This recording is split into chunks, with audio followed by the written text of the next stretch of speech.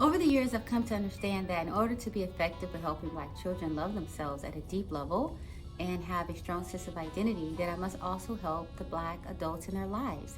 The truth of the matter is that psychology doesn't have an expiration date, and our thoughts and ideas get passed down, whether good or bad.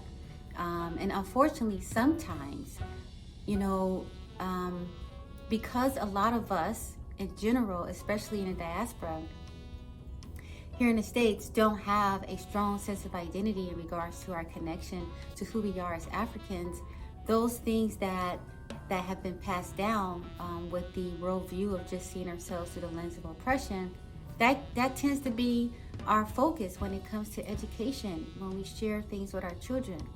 And so I understand that, and I know that it's important for me to also help the adult to learn more about why it's important for us to connect to our heritage as Africans, and to not limit it to what's here in the States, because that's part of what our issue is, okay?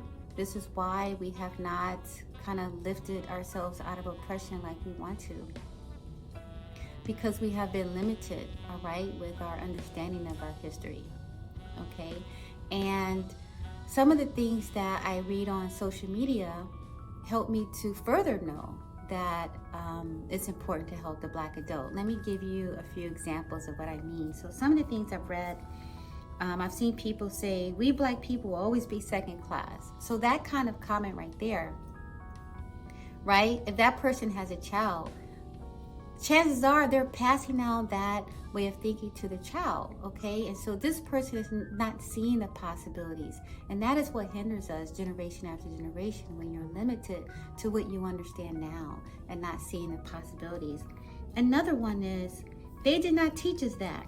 That's another quote, right?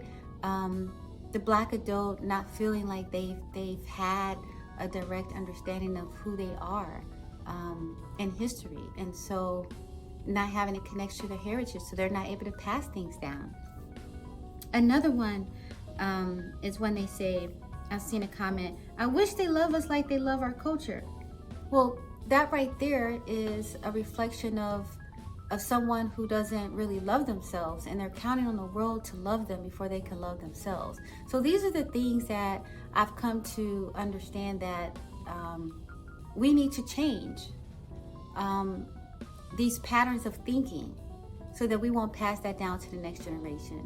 And so this is what I've come to know over the years. And so that's why now I am doing these kind of videos, because my hope is to help you as the adult watching this to understand where we are and what we can do to be better and to reach our full potential as a community.